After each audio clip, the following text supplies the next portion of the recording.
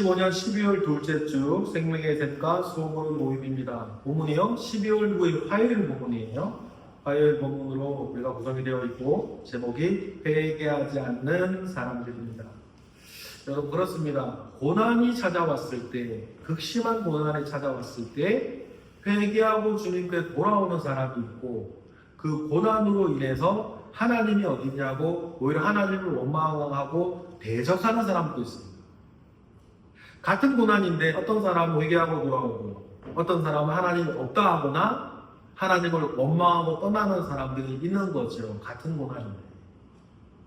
이걸 통해서 자신이 누구인지가 백일하게 드러나는 것 아니겠습니까? 화요일 본문에서도 그런 7 대접 심판의 극심한 환난과 고난 가운데에서도 그 고난을 당하고 있음에도 불구하고 하나님을 비방하며 원망하고 회개하지 않는 사람들이 있었다는 것입니다. 지금도 마찬가지입니다. 그 일들 속에 서로가 서로를 보면서 이해가 되지 않는 건 아닙니까? 그러면서 내가 누구인지, 자신이 누구인지를 모든 사람이 자타가 알게 되는 것입니다. 그런 어떤 사전 지식 안에 우리 관찰 질문을 통해서 내용을 다시 한번 파악해 보겠습니다. 1번 다 같이 읽겠습니다. 시작. 네 번째 대접 재앙은 해가 뜨거워져서 그 열에 의해 화상을 입는 무서운 자연 재앙입니다. 이런 재앙을 당한 사람들의 반응은 무엇입니까? 9절에 보니까 뭐죠? 하나님을 비방하고 주께 영광을 돌리지 않는다. 그러니 여러분 서로 간에 이해가 안 되는 거예요. 고난인데도 고난을 받으면서 왜 회개치 않나? 이해가 안 되고, 아니 고난을 당하고 있으면서도 하나님께 나아가는 사람도 이해가 저쪽에서는 안 되는 거예요. 그렇죠? 그래서 내가 누구인지, 자신이 누구인지 그래서 드러나는 것입니다. 2번 읽어보겠습니다. 시작. 5번째 대접 재앙은 어떤 재앙입니까? 11절에 보니까 아픈 거, 종기. 아픈 거, 종기 등등이 성경에 나오는 예가 이제 애굽에 내려진 10가지 재앙도 있고 욥이 겪었던 그런 재앙도 있고 뭐 그렇습니다. 뭐 그런 것들인데 이런 것들은 인간의 힘으로 치유가 안 되는 그런 종기고, 욥이 얼마나 고통스러웠으면 막 긁기도 하고 기와짝으로 가요. 그런 재앙이 성경에 동일한 단어로 쓰여지고 있다는 것입니다. 3번입니다. 시작. 그 재앙을 당한 사람들의 반응은 무엇입니까? 11절에 보니까 역시 하나님을 비방하고 행위로 회개하지 않는 거예요. 그래, 우리 입장에서는 골 때리는 인간들이라 그럴까요? 이해가 안 되는 인간들이라 그럴까요? 불쌍한 사람들이다. 이런 생각을 믿음 안에서는 하게 됩니다. 이래서 스스로를 점점 뭐 하는 거예요? 망할 사람, 멸망, 심판받아 망할 사람으로 자기 자신을 만들어가는 거다 라고 하는 것을 기억하고, 그래서 하나님 앞에 섰을 때는 핑계치 못할 거다라는 말씀, 로마서의 말씀 그대로 아닙니까? 4번 보겠습니다. 시작. 6번째 천사가 그 대접을 어디에 쏟았고 그 결과는 무엇입니까? 어디에 쏟았죠? 강에 쏟았어요. 생명의 근원에 쏟았고 그 결과는 뭐죠? 강이 말라버려서 어떤 일이 벌어집니까? 동방에서 오는 왕들의 길이 예배되었다. 그래서 막 세계전쟁에 세계대전의 기운이 막 일어나는 세계대전 그런 일들이 상상할 수 있는 이야기겠습니다. 그런데 자연재해나 인간들 사이에서도 여러분 그런 얘기를 한번 드렸어요. 이게 큰 일이 닥쳤을 때, 어려운 큰 일이 닥쳤을 때 그 집안을 봐도요, 큰 어려운 일이 닥쳤을 때 자기네들끼리 싸우는 집안이 있어요. 어떤 이유에서. 그런데 평상시에는 막 싸우거나 이렇게 그냥 널브러져 있던 사람들이 있는 것 같은데, 큰 재앙이, 큰 환란이, 고통이 찾아왔을 때 뭉치는 집안이 있더라고요. 희한해요. 목회하다 보면 참 많이 보는데, 큰 일이 있을 때마다 싸우는 집안은요, 결국 어떤 집안이 될까요? 그거 망하는 집안이에요, 사실. 망하는 집안이에요. 마찬가지로 4번 마찬가지. 그 큰 일이 왔는데 자기네들끼리 세계대전보고 싸우려고 하는 망하는 세상의 한 일단면을 보여주고 있다. 5번으로 가겠습니다. 시작. 개구리 같은 새 더러운 영이 어디에서 나왔습니까? 13절에 보니까 세 군데 나오죠. 용어인, 짐승어인, 거짓 선지자를. 그래서 거짓 이적으로 사람들을, 왕들을 이렇게 6번과 같이 합니다. 6번 읽어보겠습니다. 시작. 귀신의 영들이 이 땅에서 어떤 일을 합니까? 그래 14절, 16절에 보니까 결국 뭐를 하죠? 그 이버의 말로 이적을 행하여서 왕들을 모으는, 왕들을 모은다는 건 모든 민족을 다 모은다는 겁니다. 자, 중요한 7절. 그럼에도 불구하고 그 속에서라도 7절 시작. 주님이 도둑같이 오실 때 어떤 자가 복이 있다고 하였습니까? 15절에 보니까 자기의 부끄러움을 보이지 않는 자. 자기 옷을 지키는 자라고 했죠. 그래서 자기의 부끄러움을 보이지 않는 자. 그래서 성도 입은 옷 이세 맞고 천국 잔치의 예복 입지 아니하는 자, 쫓겨난 이런 예수님의 비유도 있죠. 그래서 이 옷이 뭐라고요? 성도의 옳은 행실이라 그렇게 말씀하셨다는 거 기억하시면 되겠습니다. 자, 적용만 나누도록 하겠습니다. 1번 마지막 문장만 읽겠습니다. 당신은 성경에서 예언된 종말의 징조 가운데 어떤 것들이 지금 이루어지고 있다고 생각합니까? 그대로 한번 얘기를 해보시면 될 것 같아요. 내가 느끼는 이 종말의 징조. 종말의 징조를 이야기를 할 때 그래서 말세지 말이다 그런 이야기도 좋아요. 그런데 그런 이야기보다 우리가 또 해야 되는 이야기가 뭐냐면 그러니까 우리가 정신 차려서 신앙생활 잘해야 된다 그런 또 이야기인 거예요. 그런 면에서 이야기를 더욱더 결론을 해주시면 좋겠습니다. 2번으로 가겠습니다. 당신은 요즘 회개한 것이 있다면 무엇입니까? 어떻게 깨닫게 되었습니까? 요 내용 아주 좋죠? 회개는 굉장히 중요한 하나님의 사람이라는 징조예요.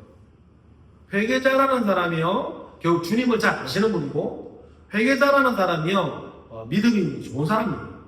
회개자라는 사람이요, 영성이 깊은 사람입니다. 우리가 읽은 것처럼 도무지 회개하지 않은 사람들이 있단 말이에요. 대신 원망, 미움, 비난으로 자기를 변명해 들려는 사람들이 있어요.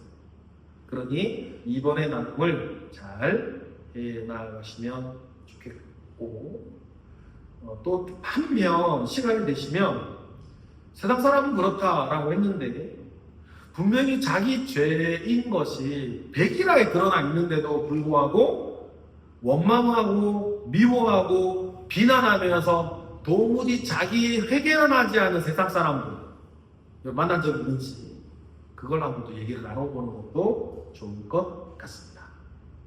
자, 3번입니다. 최근에는 기독교에 대해 노골적으로 비방하고 반대하는 안티 기독교에 대해 어떻게 생각합니까? 우리가 어떻게 대처해야 한다고 생각합니까? 이 질문대로 여러분 이렇게 나눠주시면 될 것 같고, 정말 홍대에는 지금도 모르겠는데 제가 성결대학교 강의할 때 만났던 그 학생 얘기를 들어보니까 안티 기독교 사무실이 있고 거기서 알바했던 친구 만난 적이 있었는데 안티 기독교를 목표로 하는 사무실까지 홍대에 있다는 것을 내가 깜짝 놀랐어요. 그래서 그 사람들이 다양하게 댓글에 막 기독교 비방하는 것도 올리고 또 지능형 안티도 있어요. 지능형 안티. 그 사람들이 어떤 사람들이냐면 어떤 이슈가 있을 때 사람들이 욕할 만한 이야기들을 신앙인 것처럼 댓글 다는 사람들. 어떤 큰 비극이 있어요. 그래서 거기에 누군가 안티 지능형 안티 기독교인도 어떻게 하냐면 그 사람들은 하나님의 심판받아 죽은 거라고. 그렇게 막 댓글 올려. 그럼 다른 사람이 뭐라고 하냐 그 댓글에. 그 지능형 안티도 있어요. 이 사람들 얼마나 많은 건지. 지능형 안티도.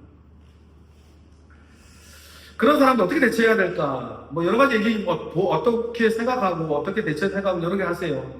그리고, 결론은 결국 두 개입니다. 복음뿐이 없고, 요한계시록에서 강조하는 것처럼 성도의 옳은 행실밖에 없다.